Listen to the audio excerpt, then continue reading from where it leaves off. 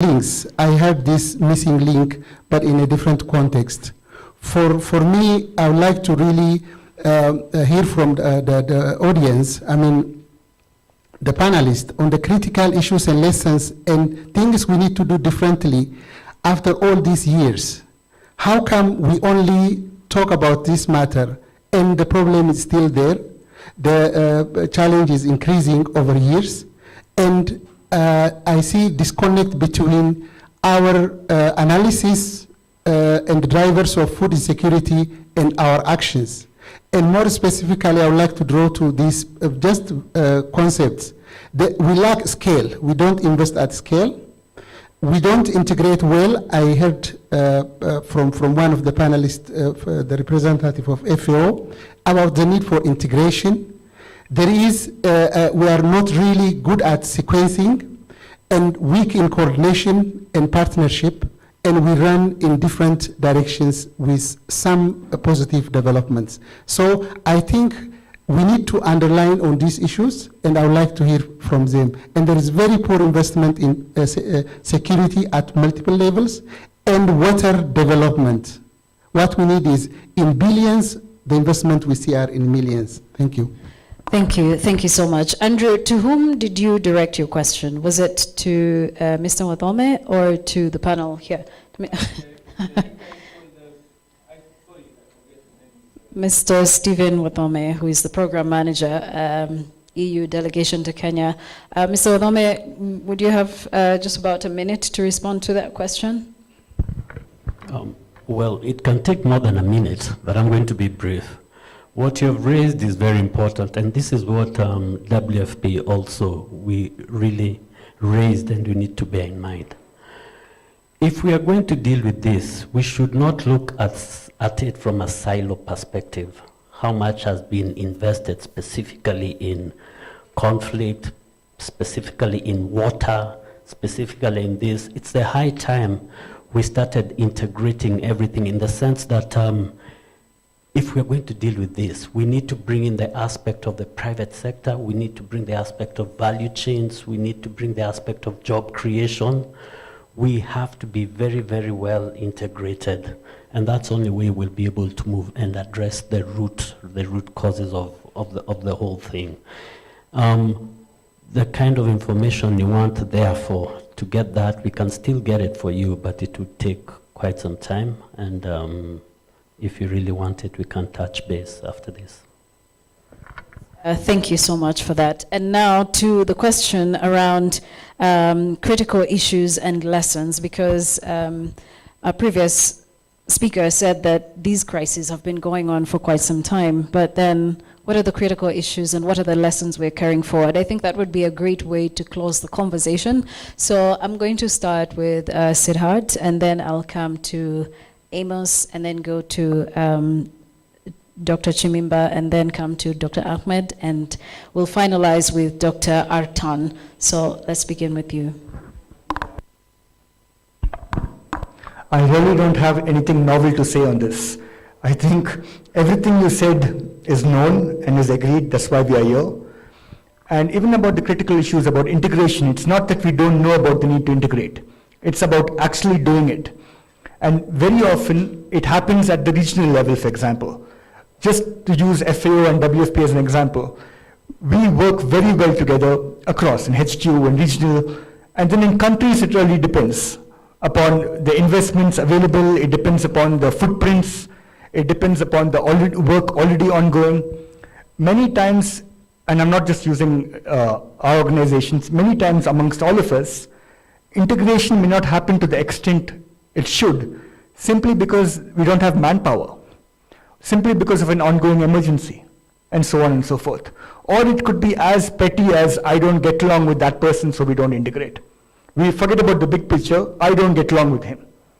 So it's a whole spectrum of things, but definitely we have to integrate. And I do again want to say what I had said earlier, that we have come a long way from where we were 10 years ago, when every organization did what it did. Data was not shared. There were no common platforms, as Doctor was talking about. Now we do have common platforms. Data is shared much more widely. We have the IPC, for example. I mean, all the figures we talked about today are all coming from a common base called the IPC that we're all working with. So I think integration is happening. It should happen way more at the country level, and that's something that is the responsibility of all of us. But it's certainly not something that we don't acknowledge, and I'm sure every one of us are aware of it. So I think that is a critical issue for me. Great, thank you. Mr. Nyakeo, in about a minute. Thank you. My addition to that would be we need to assemble resources, adequate resources that can be deployed for both resilience building and mitigation, and also to support communities to recover from shocks. Now the issue is who is going to avail these resources, and I think it is the responsibility of everyone, government, development partners, private sector, to support resilience building, to support mitigation of shocks, and also to support recovery. And then at the end of the day, we need also to carry the communities with us. Unless we carry them with us, then we will be doing our thing and they will be wondering what happened. I want us to take a case of the National Drought Emergency Fund, which has been established in Kenya, to support resilience building, response, and recovery. Of course, government will never have adequate resources to adequately capitalize that fund in a manner that it will be able to do all that is required to be done. Then this is a common basket for different stakeholders to contribute resources, agree on how these resources will be managed, and then go ahead and execute some of these grand ideas that we have about changing the situations in the drought risk areas. Thank you. Thanks a lot. Dr. Ahmed, want to hear from you too? I will not take long. I think the brother raised a valid points. And yes, the last 30 years, these terminologies were available. So we were talking about food security and food security. And the problem is worsening year after year. And on what is, I think as rightly said, this is more about partnership. We need to bring the private sector in. Some countries that's not strong. And the ugly truth is also the competition is also harming whatever we are doing. Agencies are competing, and actually the person of concern is becoming less important to put the center of focus. For example, last year we had nearly 20 high delegation into the drought affected area.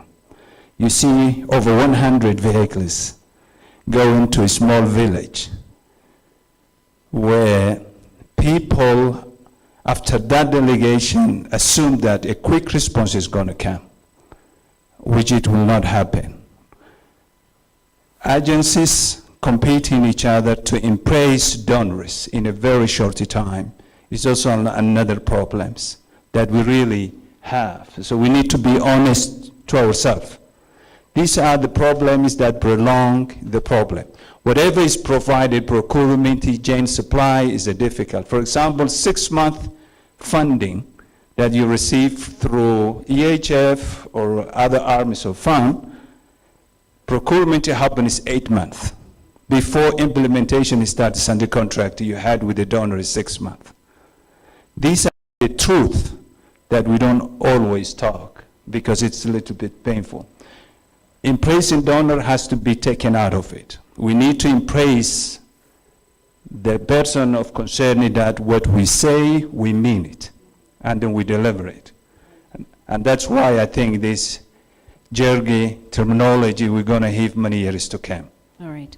Thank you so much for that. Dr. Phiri, I want to hear your thoughts in closing. 3 things are gaps in my view. The first one is that there's not sufficient resources in investing in people and infrastructures that serve people. And this requires blended finance. Okay. That is one. The second element is that countries do not take their development as just theirs, which I think it should. There has been over-reliance on external financing. It is a problem, not just for governments, but also institutions. Look at the African Union. How much of the African Union financing is actually paid by its members? Look at IGAD. Look at everywhere. It's the same. So to me, there's also this over-reliance on external resources. But the third one, and to me this is the most important perhaps, is translation of commitments into action. We make a lot of commitments in New York, in Addis, in our own countries, with our own parliaments, but then we do not implement. Thank you. Thank you so much. And finally, to Dr. Guled Artan, I'm going to give you the last word. Critical issues and lessons going forward, what we need to urgently do. Thank you very much. Let's remember that actually what we're doing here is that, number one, in my opinion, is we're the advocates of those who cannot speak for themselves, as bringing those people who in our region are going hungry to the forefront. What we need is that all of us working together, collaboration, more resilience building in this region, more resilience building, and resilience is not only on farming, but also on peace building, because that is actually part of the problem that we have in this region. On IGAD, we have invested on 2021. We started a program called Idrissi, and the slogan was, if I'm correct, drought should never be a disaster.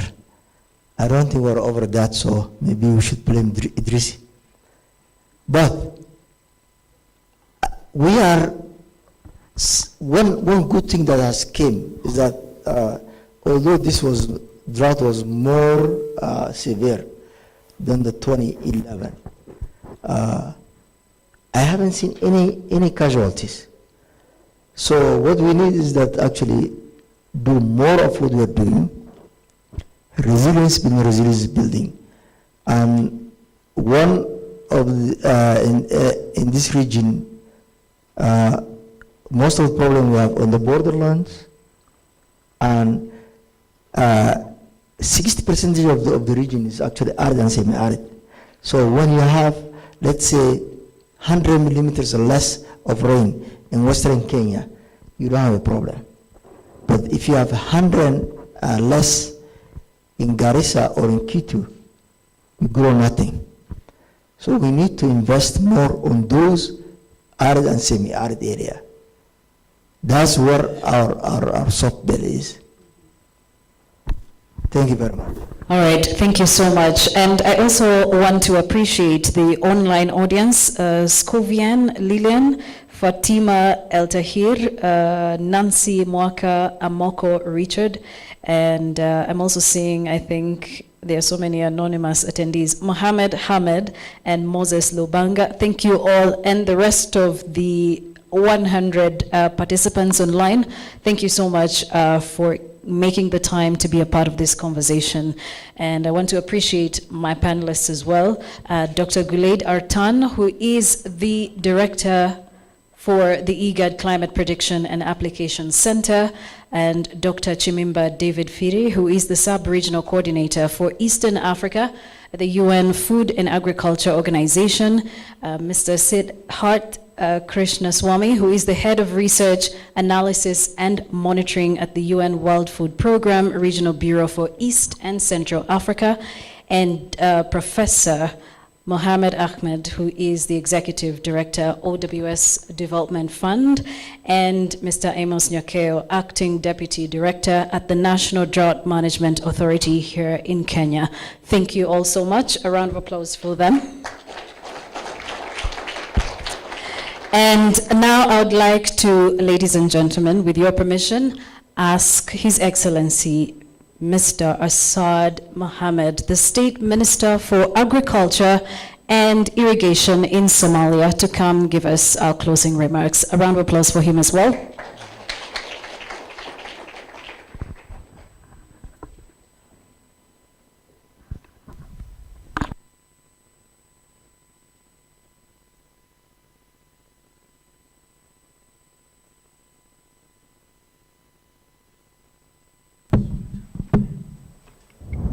Hello, can you hear me? Great, thank you very much, really. I could be able to watch these discussions for whole day, but it comes to the closing remarks. Directors, distinguished participants, ladies and gentlemen, and those of following us online. As we come to the end of this meeting, I would like to take a moment to express my heartfelt gratitude to each and every one of you for your insightful contributions and active participation. The discussions and presenters, deliberations that we have been thought-provoking, and your perspectives have added a great deal of depth to our topic of discussion today. I would like to acknowledge our esteemed panelists who shared their expertise with us, and those inputs have played a pivotal role in shaping our understanding of the challenges and opportunities surrounding food security and nutrition in our region. Together, we have taken a significant strides forward, delving into crucial discussions and deliberations that have enabled us to identify some key priorities to our region going forward. These priorities will serve as guiding principles for our future actions, ensuring that we move forward with purpose and determination. It's clear that we need to work together to address the root causes of food insecurity and build the resilience of communities in our region. By building their resilience, the region can better cope with shocks and reduce incidences of hunger and malnutrition. The enlightening panel discussion has also shed light on the immense impacts that anticipatory actions can have in addressing the long-standing issue of food insecurity in the IGAD region. We must therefore adopt a proactive approach to preparing for and mitigating the impact of natural disasters, climate change, and other shocks. By harnessing the power of advanced technology, we can gather and analyze up-to-date data and identify trends, allowing us to reliably predict future events and provide real-time insights to decision makers. We can also ignore the crucial role that conflict plays in worsening food security and malnutrition in the region. This case is a good example of a case in Somalia. The first real food security catastrophe that we see in Somalia is mainly a man-made, because in 2020 drought, famine really, the government has focused to liberate the country from the terrorist group. That really helps to divert the famine in Somalia, and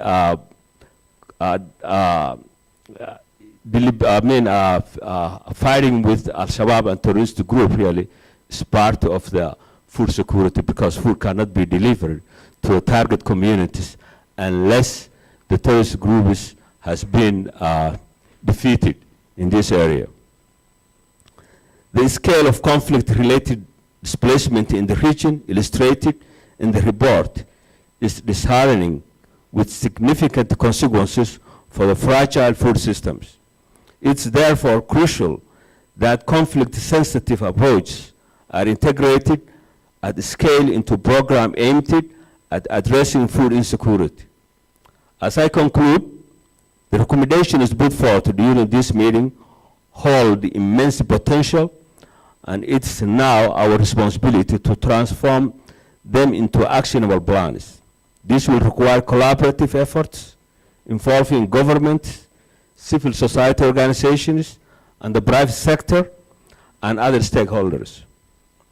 By aligning our actions and leveraging the experts of the diverse entities represented here, we can bring about tangible change and lay the foundation for sustainable and more food secure future in the IGAD region. Let us carry the momentum and spirit of this meeting forward. Let us become champions of the cause of food security, implementing the recommendations we have formulated with unwavering determination. Together, let us work tirelessly to create a future where the people of IGAD region have access to sufficient, safe, nutritious food at all times. Once again, I extend my heartfelt appreciation to each and every one of you for your invaluable contributions, unwavering commitments, and dedication, and to IGAD for organizing these important events. Thank you very much.